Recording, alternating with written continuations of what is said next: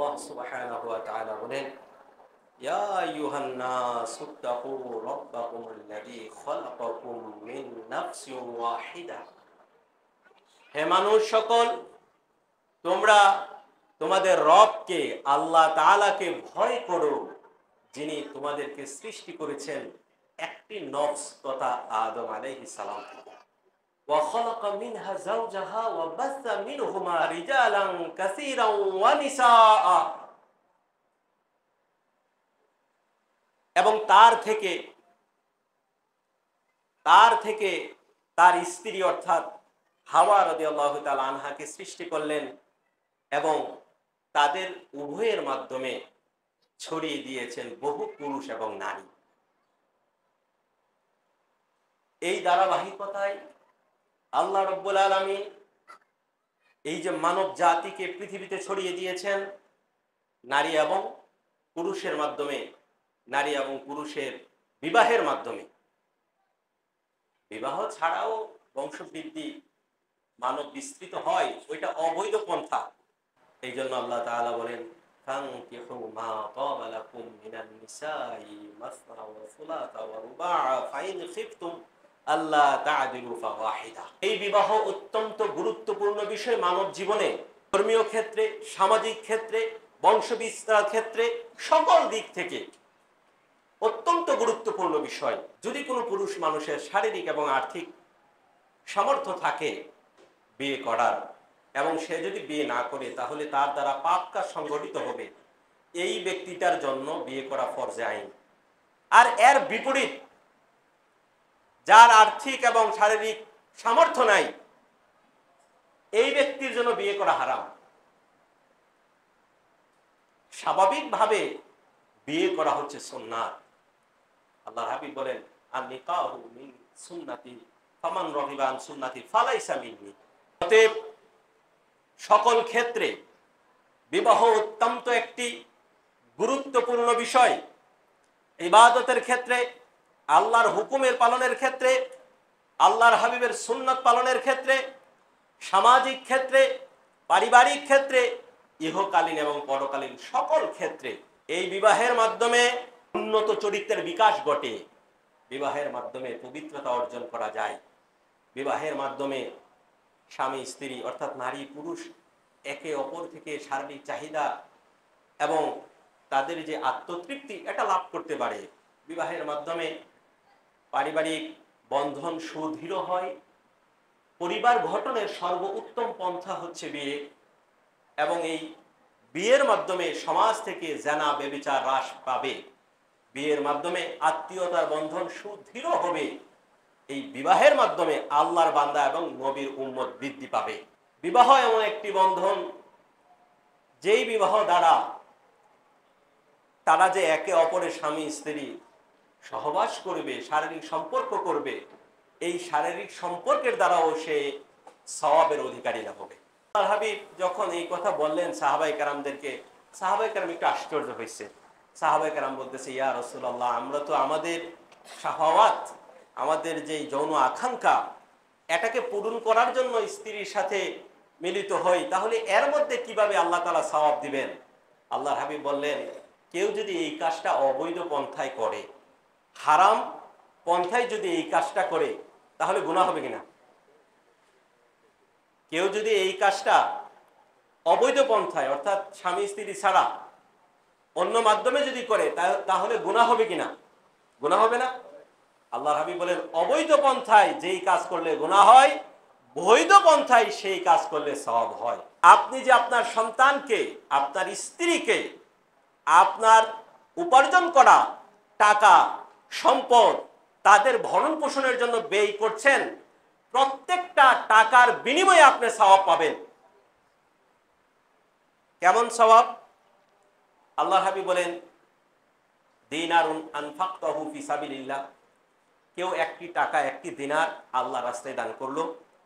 ওয়া দিনারুন আনফাকতাহু ফি রাকাবাতিন, কেউ একটি দিনার একজন গোলামকে আজাদ করার জন্য দান করলো।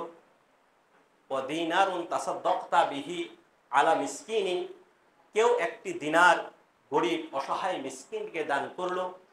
ওয়া দিনারুন আনফাকতাহু আলা আহলিকা, কেউ একটি দিনার তার পরিবারের জন্য ব্যয় করলো।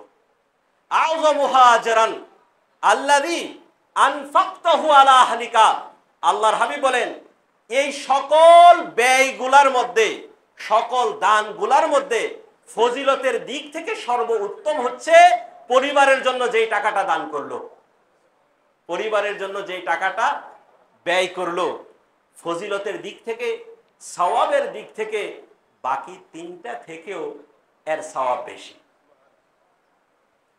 তাহলে এটা সম্ভব কিভাবে? এটা সম্ভব বিবাহের মাধ্যমে। এই বিবাহের মাধ্যমে মানুষের ঈমান মজবুত হয় এবং ইবাদতের ক্ষেত্রে তার অন্তর, তার হৃদয় সুদৃঢ় হয়, সে তৃপ্তি লাভ করবে। তো এত শত ফজিলত যেই বিবাহের মধ্যে, এত গুরুত্ব সেই বিবাহ, যেই বিবাহের মধ্যে, এই বিবাহ আমাদের দরকার আছে কিনা? আছে। তো সব না পালন করলেও এটাতে পালন করতে তো আর কেউ কারো কিছু আপত্তি আছে? অন্য বিষয়ে, ফরজ বিষয় বললে কারো কোনো আপত্তি থাকলেও এই বিষয়ে বললে কারো কোনো আপত্তি নাই, আরো খুশি, আরো মনে খুশি। কিন্তু বাস্তবতা অত্যন্ত নির্মম। আর আমার আলোচনার মূলত বিষয় সেদিকেই যাবে। এই বিষয়টা হচ্ছে, আমরা তো জানি যে বিবাহের কত ফজিলত, বিবাহ কত উত্তম একটা কাজ, আর না জানলেও আমরা এটা পালনে সবাই সচেষ্ট। কিন্তু আফসোসের বিষয় হচ্ছে এটা, এই যে পবিত্র বন্ধন বিবাহ করতে গিয়ে আমরা এই যে অতি উত্তম একটা কাজ, শরীয়তের বিধান পালন করতে গিয়ে আমরা, অথবা যার জন্য ফরজ, তার এই ফরজ কাজটা করতে গিয়ে, এই একটা ফরজ, এই একটা বিবাহ, একটা আমল করতে গিয়ে এটাকে উপলক্ষ করে আমরা হাজার লক্ষ অন্যায়, অপরাধ, হারাম কাজ করছি। কিভাবে সেটা? এই যে বিবাহকে উপলক্ষ করে গায়ে হলুদ, বিবাহকে উপলক্ষ করে রং দেয়া নেয়া, গোসল করানো, এই বিবাহকে উপলক্ষ করে ফটো সেশনের যে আয়োজন করা হয়, কত কত বেহায়াপনা, অশ্লীলতা চলে। আমি এটা সবাইকে বুঝিয়ে পারবো না, আমি এটা সবাইকে বুঝিয়ে পারবো না। এই বিবাহকে উপলক্ষ করে, আমি আপনাদের এই অঞ্চলে কি অবস্থা সেটা আমি জানি না, আমি একেবারে আমার অঞ্চল থেকে বলছি, এই বিবাহকে উপলক্ষ করে রং দেয়া নেওয়া হয়, হয় না? এরকম হয়। এই বিবাহকে উপলক্ষ করে মেহেদি, আপনার কি বলে এটারে, বিয়ের আগের দিন গায়ে হলুদ। আমি এই কথা বলছি না যে গায়ে হলুদের মতো অনুষ্ঠান করা যাবে কিনা, বিষয় সেটা না।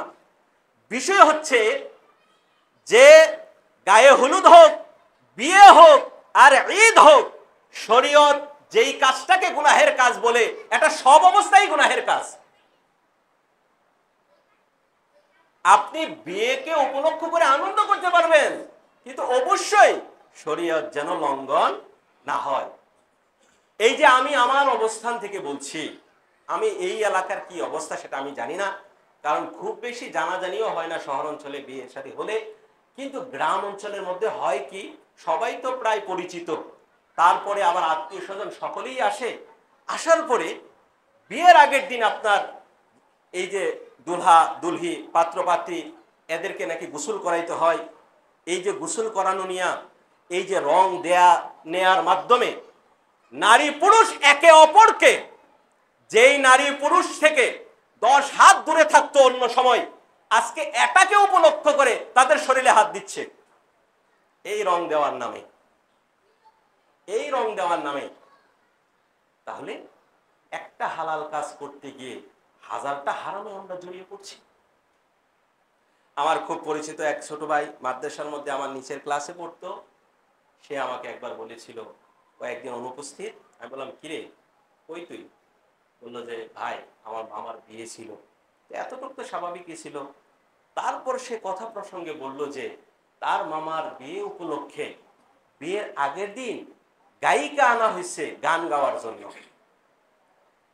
নাচানোর জন্য নর্তকী আনা হয়েছে, এবং এলাকার যে ভাই বেড়াদার আছে এদেরকে খুশি করার জন্য কিছু মদ, এই জাতীয় কিছু পানিরও ব্যবস্থা করা হয়েছে।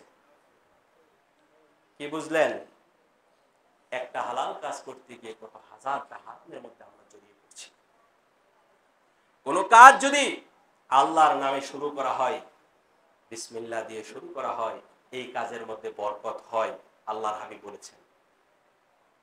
কোন কাজ যদি আল্লাহর নামে শুরু করা হয়, এই কাজে বরকত হয়, আল্লাহর হাবিব বলেছেন।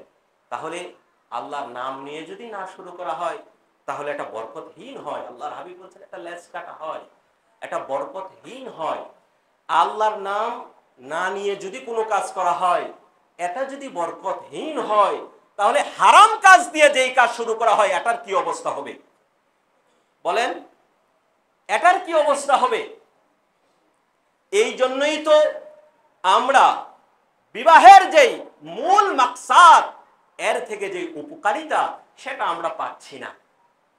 উল্টো বন্ধু বান্ধব অনেক সময় বলে আগেই ভালো ছিলাম, বিয়ে করে ফেঁসে গেছি। বলে না এরকম? বিয়ে করে তো ফাঁসার কথা না, বিয়ে করে তো তার লাভ আর লাভ হওয়ার কথা। কেন ফাটছে? এর একটাই কারণ, গিয়ে দেখেন যে এর শুরু হয়েছে হারাম দিয়ে, এই জন্য এর মধ্যে বরকত নাই, শান্তি নাই। তাহলে এই যে বিবাহের কাজ সংগঠিত হবে, আমরা কি হারাম দিয়ে শুরু করব না হারাম থেকে বেঁচে থাকব? হারাম থেকে বেঁচে থাকব। অত্যন্ত আফসোস নিয়ে আমাকে এই কথাটা বলতে হচ্ছে যে, অত্যন্ত আফসোস নিয়ে আমাকে এই কথাটা বলতে হচ্ছে যে আমাদের বিয়ে সংক্রান্ত বিষয়ে অধিকাংশ বিষয়ে আমরা ধর্ম বিরোধী কাজ করি। অধিকাংশ বিষয়ে আমরা ধর্ম বিরোধী কাজ করি, মানবতা বিরোধী কাজ করি, সমাজ বিরোধী কাজ করি। জি, আমাদের সবার দ্বারা হয়। আমি দুই একটা উদাহরণ দিব, বাকিগুলো আপনারা নিজে নিজে চিন্তা করে নেবেন। আমাদের সমাজের মধ্যে যখন বিয়ে হয়, বিয়ের কথাবার্তা যখন হয়, কথাবার্তার এক পর্যায়ে যদি ফাইনাল হয়ে যায়, তখন মেয়ে পক্ষে বলে অথবা যিনি মধ্যস্থকারী উনি বলে যে আচ্ছা এবার আসেন, বরযাত্রী কতজন হবে এটা একটু সিদ্ধান্ত নেই। এই কথা বলা হয় কিনা? বলা হয়। এই বিষয়টা সম্পূর্ণ অবৈধ। এই বিষয় সম্পূর্ণ অবৈধ। বিয়ে উপলক্ষে মেয়ের পক্ষে কোনো খরচ হওয়ারই কথা না, এটাই হচ্ছে ধর্মের বিধান। মেয়ের বাবা খরচ করতে পারবে, মেয়ের বাবা খরচ করতে পারবে, কিন্তু এটা তার ইচ্ছাধীন। কারো চাপিয়ে দেওয়ার ফলে কোনরূপ বিয়েতে মেয়ের পক্ষ, মেয়ের বাবা, মেয়ের অভিভাবকের খরচ হওয়ার বিধান ধর্মীয় ভাবে নাই। ধর্মীয় ভাবে নাই। তাহলে এই যে বরযাত্রীর বিষয়টা, এটা কোত্থেকে আসলো? তার উপর যে চাপিয়ে দেওয়া হলো, এটা অবৈধ। আপনি যেহেতু বিয়েটা মেয়ের বাড়িতে হবে, তাহলে 2, 4, 5, 10 জন যাইতে পারেন। 10 জন মানুষ তো এমনিতেই একজন মানুষের বাড়িতে আত্মীয় হিসাবে একটা অনুষ্ঠানে আসতে পারে, এটা একেবারে স্বাভাবিক। 10 জন যাইতে পারেন, এটাও বলে নিবেন, এটাও বলে নিতে হবে, যেহেতু বিয়েটা তাদের বাড়িতে হবে। এটা একেবারে স্বাভাবিক, চাপিয়ে দেওয়া না। 100, 150, 200, 50, 60, 70, আবার 100-র কথা বলে 150 যায়। এমন হয় না? হয়। গোটা বিষয়টাই তো অবৈধ। গোটা বিষয়টা হচ্ছে অবৈধ। আয়োজন হবে ছেলের বাড়িতে, আউলিম ওয়ালাউ বিশাতিন।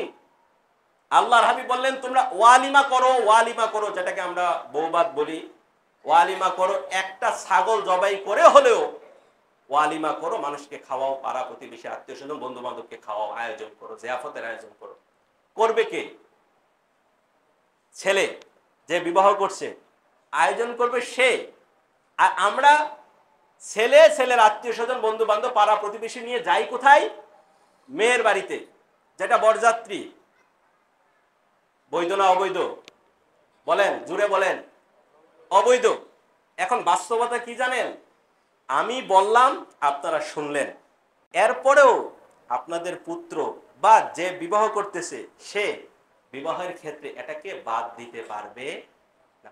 বাদ দিতে গেলে পরিবারের মধ্যে একটা ফাইট হবে, ছোটখাটো একটা যুদ্ধ হবে, ঠিক না? এটা বাস্তবতা। কষ্ট হবে, তবে মনে রাখবেন ধর্মের যেই বিষয় পালনে যত বেশি কষ্ট হবে তার সওয়াব প্রতিদান তত বেশি পাবেন। আপনি ইচ্ছা করলে, আমি জানি বাস্তবতা আমাকে মেনে নিতে হবে। অনেক সময় আপনি বলতে পারেন, হুজুর আমরা আল্লাহ তাআলাকে না ভয় পায়া মানুষকে ভয় পাইব, বলতে পারেন আপনারা। মূল বিষয় এটা না। মূল বিষয় হচ্ছে যে ইসলামের যখন একেবারে প্রাথমিক যুগ ছিল, আল্লাহর হাবিব ইসলামের যে দাওয়াত এটা কি গোপনে দিয়েছেন না ওপেনে দিয়েছেন? বলেন কিভাবে? গোপনে দেয় নাই। তো আল্লাহর হাবিব কি আল্লাহ ছাড়া কাউকে ভয় পাইতো? এটা আমাদের জন্য একটা শিক্ষা। সবকিছু যদি আপনি, যেটা 50 বছরে হয়েছে, আপনি একদিনে যদি এটাকে সঠিক করতে চান, এটা ভেঙে যেতে পারে। এই জন্য এই বিষয়টা বিশেষ করে যে বিয়ে করবে এবং যার সন্তান অথবা ভাই, তাদেরকে ভালো ভূমিকা নিতে হবে। আপনারা বোঝানোর চেষ্টা করেন, পরিবারকে বোঝানোর চেষ্টা করেন। যদি না মানে অল্প নেন, এরপরে যদি সম্ভব হয় আপনার কাছে মেয়ের বাবাকে যেই কয়জন মানুষ যাবে গোপনে হলো টাকাটা দিয়ে দেন, যে এই কয়জন আসার কথা বলছে না, এই কয়জনে টাকা দিয়ে দিলাম। অনেক সময় আমাদের সমাজে এমন হয় যে বিয়ে করছে, সে যদি খুব জোর দিয়ে এই কথাটা বলে যে না না না বরযাত্রীর কোনো দরকার নাই, তাইলে পরিবারের এরাও কি মনে করে জানেন? আরে বিয়ে হয় নাই, এখনই শ্বশুর বাড়ির প্রতি এত মায়া। তাহলে কষ্ট হবে, মুশকিল, কষ্ট হবে, কিন্তু অসম্ভব না, সম্ভব। প্যারে হাজারে এবার আসেন, মেয়ের বাবার সামর্থ্য আছে, সে 1000 মানুষকে দাওয়াত দিল। ছেলের সামর্থ্য আছে, 1000 মানুষকে ওয়ালিমার মধ্যে দাওয়াত দিল, কিন্তু কোনরূপ উপহার, উপঢৌকন, টাকা পয়সা নিতে পারবে না, একেবারে না। এটা এক ধর্মবিরোধী, মানবতা বিরোধী, সমাজ বিরোধী। আমার কথাটা আপনারা বুঝেন নাই? বুঝছেন তো? মেয়ের যে বিবাহ অনুষ্ঠান, মেয়ের বাবা এই বিবাহকে কেন্দ্র করে 1000 মানুষকে দাওয়াত দিতে পারে, তার সামর্থ্য থাকলে দিবে সে। যেই লোক বিয়ে করতেছে এই লোক তার ওয়ালিমা অনুষ্ঠানে 1000 মানুষকে দাওয়াত দিতে পারে, তার সামর্থ্য অনুযায়ী দিবে সে। কিন্তু এই যে দাওয়াতে যারা আসবে তাদের থেকে কোনরূপ টাকা পয়সা, উপহার, উপঢৌকন রাখতে পারবে না। এটা জুলুম ভাই, এটা ধর্ম বিরোধী, এটা জুলুম, এটা সমাজ বিরোধী। এটা কোত্থেকে চালু হয়েছে এটা আমি জানি না, কিন্তু চালু হয়ে গেছে দীর্ঘদিন ধরে, বন্ধ করা অনেক কঠিন। এমনটা কেন হচ্ছে? আপনি তাকে দাওয়াত দিচ্ছেন, দরকার আপনার, আপনি তাকে দাওয়াত দিচ্ছেন। একজন মানুষ কি পরিমাণ ব্যস্ত থাকে এখন, মানুষ আপনারা নিজে জানেন, কি বলবো, কি পরিমাণ ব্যস্ত একটা মানুষ।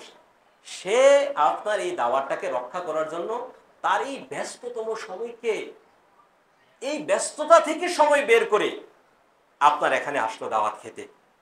অনেকে আবার দূর দূরান্ত থেকে আসে পরিবার নিয়ে, এই আসা যাওয়ার পথে কিন্তু তার টাকা খরচ হয় না? আসা যাওয়ার পথে টাকা খরচ হয়। তারপর সে এত কষ্ট করে আপনার বাড়িতে আসছে। এখন কি কেউ না খেয়ে আছে যে খাওয়ার জন্য আসছে আপনার বাড়িতে?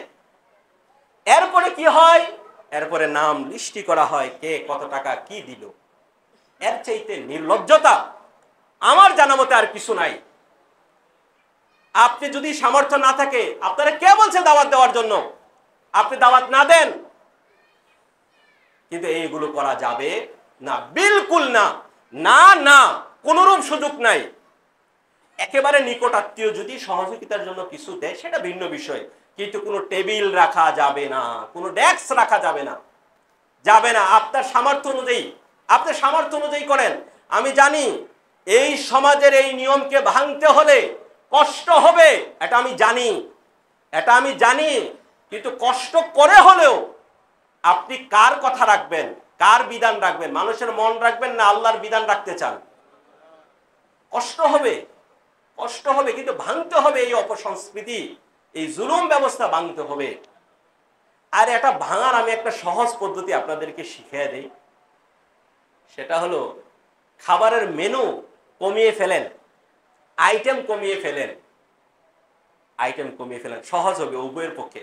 অনেকে আবার এমন হয় কি যে টেবিল না রাখলেও নিজের থেকে দেওয়ার চেষ্টা করে, জোর করে নিজের থেকে দেওয়ার চেষ্টা করে, আর এই লোকটা এত খরচ করলো কিছু দেই। কিন্তু আপনি আইটেম কমান, দেখবেন আমাদের মাইন্ড ঘুরে গেছে। এটা আমি বাস্তব সাক্ষী হলো আমি। তা আমার এক বন্ধু তার ছেলের সুন্নতে খতনার অনুষ্ঠান করছে, মোটামুটি বেশ মানুষ দাওয়াত দিছে। তো স্বাভাবিকভাবে আমিও তো এর বাহিরে না, আমিও ভাবছি যে কিছু একটা দেওয়া দরকার। তো যেহেতু আমি সমাজের মানুষকে বুঝাই যে এটা ঠিক না, তাই আমি টাকা তো বিলকুলই আমি দিব না, কিন্তু ওই যে সমাজ থেকে বের হইতে পারি না, এই জন্য আমি কি করলাম, আমি তার জন্য এক সেট কাপড় কিনলাম। কাপড় কিনে নিলাম। আমার আর অন্য সব বন্ধু বান্ধব যারা আছে এরা কাপড়ের আর যাই ঝামেলায় যাবো না, টাকাই দিয়ে দিব 500-1000। তো গেলাম দাওয়াত খাইতে, গিয়া দেখি কিচ্ছু নাই, শুধু ওই যে আকিকার জন্য যে খাসি জবাই করছে এটা দিয়ে বিরিয়ানি করছে, টেবিলও নাই। আর তারা যে ভাবছিল যে রোস্ট হবে, গরুর গোশত হবে, আরো যা যা থাকে আর কি, পোলাও কুরমা, কিছু নাই, শুধু বিরিয়ানি করছে, টেবিলও নাই। আমি দেখলাম একেবারে স্বাভাবিক, প্রথম কয়েকজন একটু জোরাজুরি করছে কিছু দেওয়ার জন্য, এরপরে বাদ বাকি সবাই আসতেছে, কুশল বিনিময়ের পরে খাবার খেয়ে চলে যাচ্ছে। দেখছেন সহজ হয়েছে না? সহজ হয়েছে। তো এই কাজটা যদি, এই বিষয়টাকে ভাঙতে চান আপনি, তাহলে সহজ একটা পদ্ধতি হলো টেবিল তো রাখবেনই না, দ্বিতীয় আরেকটা পদ্ধতি হচ্ছে যে খাবারের মেনু কমিয়ে ফেলেন, আইটেম কমান। দূর দূরান্ত থেকে যারা আসবে তাদেরকে তো শুধু একবেলা খাওয়ালে হয় না, মোটামুটি 1 দিন 1.5 দিন 2 দিনের জন্য আসে, দরকার লাগলে ঘরের ভিতরে তাদের জন্য আরো ভালো করে রান্না করেন, সমস্যা নেই, এতে খুশি হবে, এরা খুশি হবে। আর সবচেয়ে বড় কথা, আল্লাহ তাআলা খুশি হবে। আমরা আল্লাহ খুশি চাই না? চাই। তাহলে আমাদের সমাজের মধ্যে কি হচ্ছে, এই বিবাহের ক্ষেত্রে প্রত্যেকটা ধাপে ধাপে অন্যায় হচ্ছে, প্রত্যেকটা ধাপে ধাপে অপরাধ হচ্ছে, জুলুম হচ্ছে, ধর্মবিরোধী কাজ হচ্ছে। আমি কিভাবে এই বিবাহ দ্বারা শান্তি লাভ করব, আল্লাহর সন্তুষ্টি লাভ করব? আমার শুরুই তো হয়েছে হারাম দিয়ে। আমার এই কাজটা করতে গিয়ে প্রত্যেকটা কাজই তো হচ্ছে ধর্মবিরোধী, উল্টা সওয়াবের পরিবর্তে আমার কাছে গুনাহ চলে আসতেছে। আল্লাহ রাব্বুল আলামিন বিধান করেছেন, বিবাহের মধ্যে পুরুষ উপহার হিসাবে নারীকে দেন মোহর প্রদান করবে। ওয়া আতুন নিসাআ সাদুকাতিহিন্না নিহলা, স্বতঃস্ফূর্তভাবে পুরুষ স্ত্রীকে মোহর প্রদান করবে। কিন্তু আমাদের সমাজে হয়ে যাচ্ছে উল্টা, আমাদের সমাজের মধ্যে উল্টা, পুরুষ কোথায় দেন মোহর দিবে? পুরুষ দেন মোহর দেয় না, নারীর থেকে যৌতুক নেওয়া হয়। ঠিক না? ঠিক। কমছে এটা শহর অঞ্চলে, বা মানুষ শিক্ষার হার বাড়ার পরে এই বিষয়টা কমেছে। আগে একেবারে দেন দরবার করে যেরকম নেওয়া হইতো, 1 লক্ষ টাকা দিবেন, 2 লক্ষ টাকা দিবেন, বা জামাইকে বিদেশ নিয়ে যাইবেন, এই বিষয়টা একটু কমছে। কিন্তু গ্রাম অঞ্চলে এখনো এটা আছে। শহর অঞ্চলে, উপশহরে, শিক্ষিত সমাজে এটা কমেছে, কিন্তু যৌতুক কমে নাই, সিস্টেম আলাদা হয়েছে। যৌতুক কমে নাই, সিস্টেমটা কি হয়েছে? একটু আলাদা হয়েছে। সেটা কেমন? এই কথা বলে না কি দিব, কি দিবে না দিবে, এই কথা বলে না। বলে যে আপনার মেয়ে আপনার ইচ্ছা অনুযায়ী আপনি সাজায় দিবেন। কিরে ভাই, স্ত্রী কিভাবে থাকবে এটা তো স্বামী বুঝবে, বাবা কেন তাকে স্বামী সাজিয়ে দিবে? কি আশ্চর্য কথা! তাহলে এটা ধর্মবিরোধী কিনা? এই কথাটা ধর্মবিরোধী কিনা? ধর্মবিরোধী। শুধু তাই না, আরো সিস্টেম আছে। বলে যে আমরা তো আসলে কোনো কিছু চাই না, আমাদের কিসের অভাব? আসলে অভাব নাই, কিন্তু এরপরে দেখেন কি বলে, যে আমাদের কিসের অভাব, কিন্তু আমার বড় ছেলেকে যে বিবাহ করাইছি 10 ভরি স্বর্ণ দিছে, ফ্রিজ, এসি, একদম ঘর সাজায় দিছে। দেখছেন, সম্পদ আছে ঠিকই, কিন্তু তোমার অন্তরে লোভে ভরপুর, তোমার এই অভাব কোনোদিন যাইবে না। এটা দ্বারা আপনি কি বুঝাইতে চাচ্ছেন? আপনি বুঝাইতে চাচ্ছেন মোটামুটি আমাদের ঘরে যদি আমার অন্যান্য পুত্রবধূদের সমমানে ইজ্জত নিয়ে চলতে হয়, তবে আপনার মেয়েকেও মেয়ের সাথে সাথে এই সমস্ত গয়নাগাটি, অলংকার এবং আসবাবপত্র দিতে হবে। আমার কাছে এমন অনেক অভিযোগ আছে এবং আমি আমার বাস্তব জীবনে প্রত্যক্ষ সাক্ষী হিসাবেও এমন অনেক ঘটনা জানি, যাদের টাকা পয়সার অভাব নাই, কিন্তু মন মতো আসবাবপত্র না আসার কারণে পুত্রবধূর সাথে মন খারাপ, তাদের বিয়ের সাথে সম্পর্ক খারাপ এবং যাচ্ছে তাই খারাপ ব্যবহার করে। আমি জানি না আপনাদের এখানে এরকম ঘটনা আপনারা ফেস করেছেন কিনা, কিন্তু আমি জানি। অথচ আসলে সম্পদের অভাব নাই, মন মতো হয় নাই, আবার দোষ ধরে কিছু দিল, দোষ ধরে কি এটা একটা খাট হইল, এটা একটা আলমারি হইল, এটা একটা ফ্রিজ হইল, এটা একটা জিনিস হলো, এরকম দোষ ধরে। অন্যায়, মহা অন্যায়। এটার নাম তো যৌতুক। মুখ দিয়ে যৌতুক বললেই কি যৌতুক হয়? এটা যৌতুক, এটাই হচ্ছে যৌতুক। এটা অন্যায় কিনা বলেন? অন্যায় কিনা? অন্যায়। কথা হবে কি?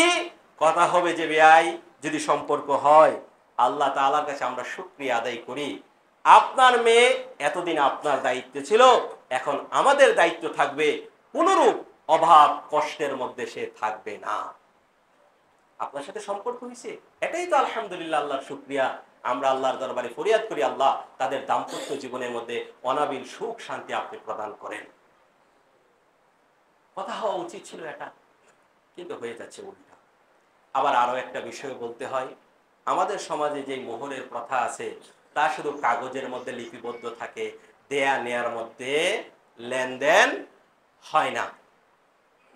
শুধু কাগজে লিপিবদ্ধ থাকে, মোহর তো দিতে হবে, ওয়াজিব, আবশ্যক, দিতেই হবে তাকে। না দিয়ে মারা গেলে প্রথমে তার সম্পদ থেকে দেন মোহরের সম্পত্তি টাকা আলাদা করে স্ত্রীকে প্রদান করে তারপরে কবর দিতে হবে। কত শক্ত দেখছেন। কিন্তু আমাদের সমাজে মোহরানা একটা বিবাহের গ্যারান্টি হয়ে গেছে, স্ত্রীকে যে আবশ্যক হিসাবে একটা দিতে হবে সেই বিষয়টা উদাও হয়ে গেছে।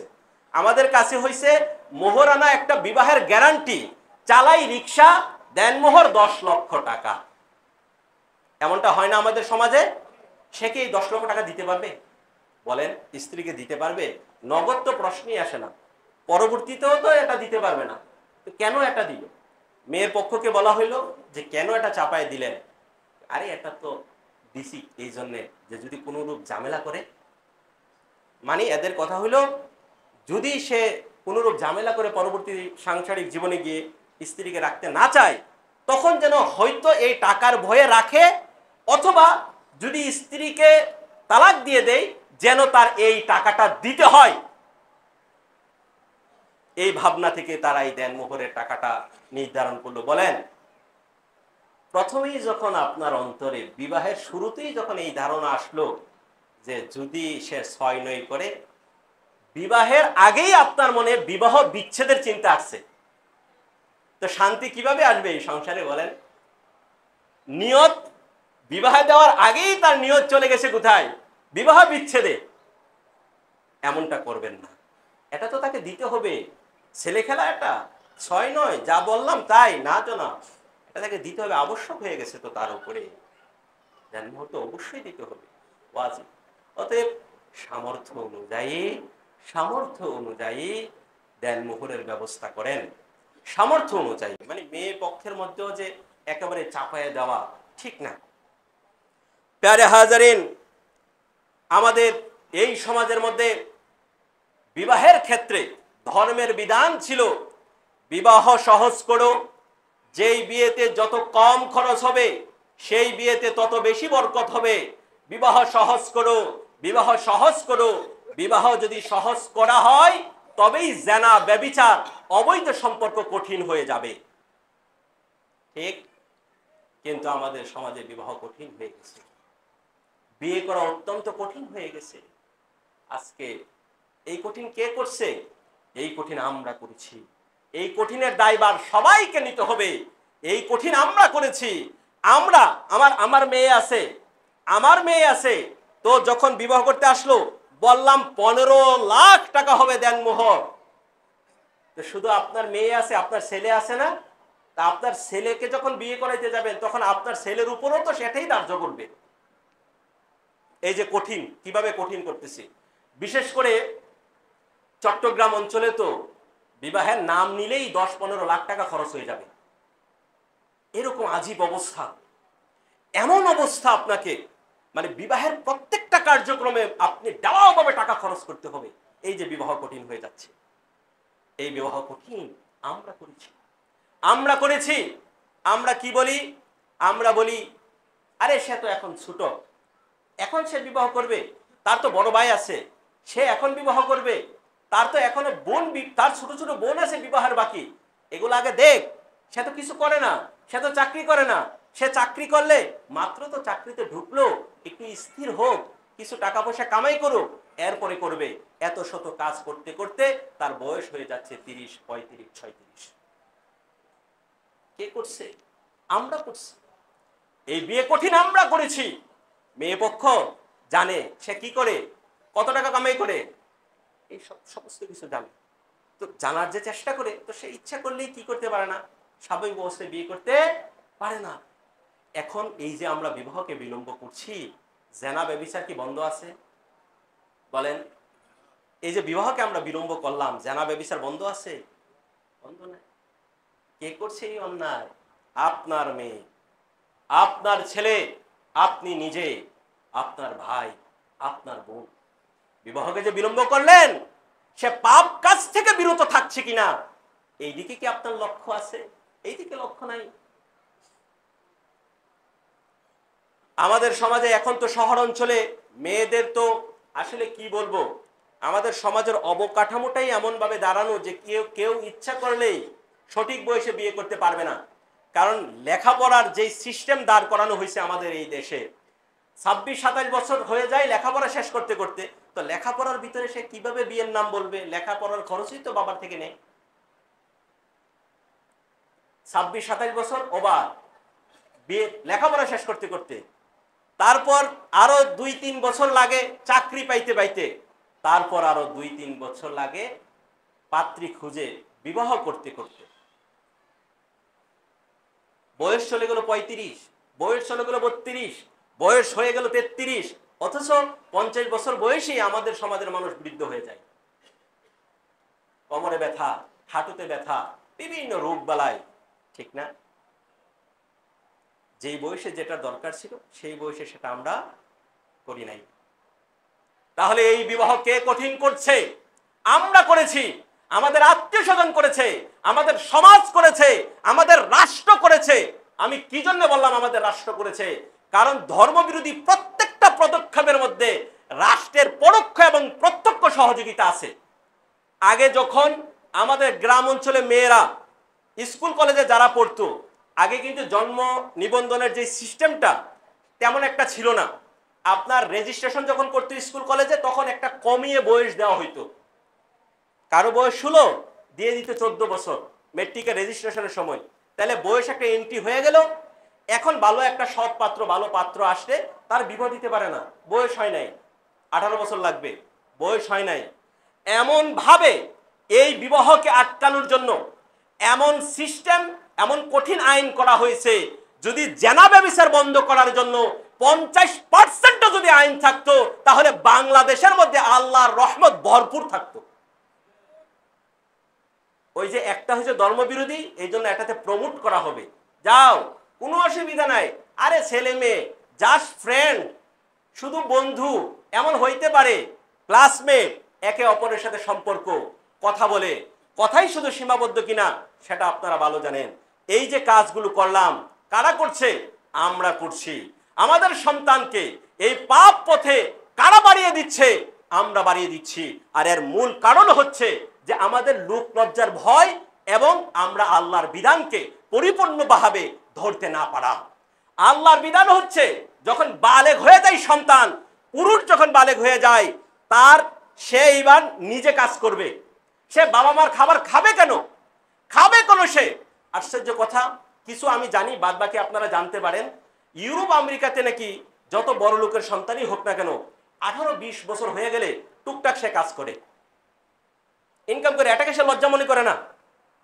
তার কাছে কিছু টাকা পয়সা থাকে, যাই করুক। এই সিস্টেম তো বাংলাদেশেও আছে ভাই। লেখাপড়া শেষ না হোক, এই যে ফ্রিল্যান্সিং আছে, বিভিন্ন আপনার বিভিন্ন স্বল্প মেয়াদের যে জব আছে, বা আপনি নিজেও কিছু করতে পারেন। কিন্তু আমাদের সন্তানকে আমরা এটা করি না। আমাদের সন্তানকে বলি তোমার কিচ্ছু করতে হবে না, সব টাকা আমি দিব, সব খরচ আমি দিব। এই যে আপনি টাকা দিলেন, এই যে আপনি তাকে অভয় দিচ্ছেন তুমি লেখাপড়া করো, লেখাপড়া করো, তার কি শুধু লেখাপড়া টাকারই প্রয়োজন আছে? তার পর্যাপ্ত পরিমাণের বয়স হলে তার শারীরিক যে দরকার সেটার দরকার আছে না? সেই প্রয়োজন আছে না? এই খবর কি আপনি রাখেন? আপনি রাখেন না, এই খবর আপনি রাখেন না। বাবা মা দায়ী, অনেকাংশে বাবা মা দায়ী। এতই যদি আপনার আদর, এতই যদি আপনার প্রিয় পাত্র হয়ে থাকে, তাহলে 24 বছর 25 বছর হয়ে গেলে বিয়ে করাইতেন আপনি, পালেন তার সাথে সাথে তার পুত্রবধূকেও, তার স্ত্রীকেও পালেন, যদি এতই আপনার মহব্বত হয়। আর যদি এতই আপনার মহব্বত না হয়ে থাকে, তাহলে আপনি লেখাপড়ার খরচ বন্ধ করে দেন। এতে করে সমাজ হয়তো একদিনে ঠিক হবে না, কিন্তু 10, 20, 50 বছর হলেও সে বুঝতে পারবে যে এখন আমার প্রয়োজনটা আমাকেই মিটাতে হবে। তখন থেকে সে কোন অবস্থায় আমার বিয়ে করা দরকার, এই দায়িত্বটা তার মাথায় আসবে, এবং সে এটার জন্য যা করা দরকার তা করবে। কিন্তু আমাদের সমাজটা উল্টা, এমন কঠিন করে ফেলেছে বিয়েটাকে, এমন কঠিন করে ফেলেছে যে কারো প্রয়োজন হলেও, ইচ্ছা থাকলেও সমাজের কারণে, পরিবারের কারণে সে বিয়ে করতে পারছে না। এবং যার মেয়ে আছে, মেয়ের বাবারও এরকম, যে কি করে, কি আকাঙ্ক্ষা, যে কি মানে। এই কথা বলে আমি শেষ করছি, সময় অনেক হয়ে গেছে। আল্লাহর হাবিব বলেছেন যে ওয়ালা তানকিহুন নিসাআ ইল্লাল আকফা, তোমরা কুফু ছাড়া, সমতা ছাড়া নারীদেরকে বিবাহ করো না। কুফু হচ্ছে বিবাহের ক্ষেত্রে পাত্র এবং পাত্রীর সমতা। বিবাহের ক্ষেত্রে পাত্র এবং পাত্রীর সমতা, কয়েকটা বিষয়ে সমতা লাগে। স্বাধীনতায় সমতা, ইসলাম গ্রহণের সমতা, বংশীয় সমতা, দিনদারিতে সমতা। অর্থাৎ নারী পুরুষ যে বিবাহ হবে, তাদের উভয়ই একই রকমের পরহেজগার হইতে হবে, একই রকমের পরহেজগার হইতে হবে। এটা খেয়াল করতে হবে, এটা দেখতে হবে, এটা যাচাই করতে হবে। অথচ আমাদের সমাজের মধ্যে ছেলে যত অপরাধী করুক না কেন, সবাই চায়, ছেলে নিজেও চায় মেয়েটা যেন খুব আল্লাহওয়ালা হয়। এই যে অশান্তির কারণ হয়ে গেছে, সমতা রক্ষা হয় নাই, ধর্মের বিধান পালন হয় নাই। তাহলে দিনদারিতে সমতা, সম্পদের সমতা, যাদের সাথে বিবাহ হচ্ছে তাদের সম্পদে এক মানের কিনা, পেশায় সমতা, তাদের পেশার আমাদের পেশা এক কিনা, এটা দেখা উচিত। এটা সুন্নাত, অত্যন্ত গুরুত্বপূর্ণ বিষয় বিবাহের ক্ষেত্রে, পাত্র পাত্রী নির্বাচনের ক্ষেত্রে। কিন্তু আমরা কি করি? আমরা হচ্ছে ঠিক এর উল্টা। এইগুলো তো ধারে না। যদি ছেলে মেয়ের পক্ষের এরা দেখে ছেলে কি করে, টাকা কত, চাকরি কি, সরকারি কিনা চাকরি, খুব বেশি বড় লোক কিনা, বিজনেসম্যান কিনা, মেয়ের পক্ষ দেখে এটা, আর ছেলের পক্ষ দেখে মেয়ে সুন্দর কিনা, শান্তি কিভাবে আসবে? কিভাবে অন্যায় পাপ থেকে আমরা বাঁচতে পারবো? আমাদের প্রত্যেকটা পদক্ষেপই তো হচ্ছে ধর্মবিরোধী। আল্লাহর কাছে ফরিয়াদ করি, আল্লাহ আপনি আমাদের সকলকে ইসলামের উপর কায়েম আর দায়েম থাকার তৌফিক দান করেন। আল্লাহ, বিবাহের মধ্যে যেই সমস্ত অশ্লীল, বেহায়াপনা, ধর্মবিরোধী কাজ হয়, হারাম কাজ হয়, এগুলো থেকে আমাদেরকে বেঁচে থাকার তৌফিক দান করেন ইয়া রাব্বাল আলামিন। আমাদেরকে, আমাদের পরিবার পরিজন, আমাদের ছেলে মেয়েদেরকে জানা ব্যভিচারের মতো ভয়াবহ অন্যায় অপরাধ থেকে বেঁচে থাকার তৌফিক দান করেন। সর্বশেষ এই কথাটা বলি, আপনাদের উপযুক্ত ছেলে মেয়ে থাকলে বিবাহের ব্যবস্থা করেন। যেহেতু আমাদের সমাজটাই এমন যে ছেলে নিজে বলতে পারে না, মেয়ে মেয়ের কথা বলতে পারে না, বিবাহ করান, বিলম্ব করবেন না। আল্লাহ তাআলা বরকত দিবেন। ওয়া আখিরু দাওয়ানা আলহামদুলিল্লাহি রাব্বিল আলামিন। আসসালামু আলাইকুম ওয়া রাহমাতুল্লাহি ওয়া বারাকাতুহু।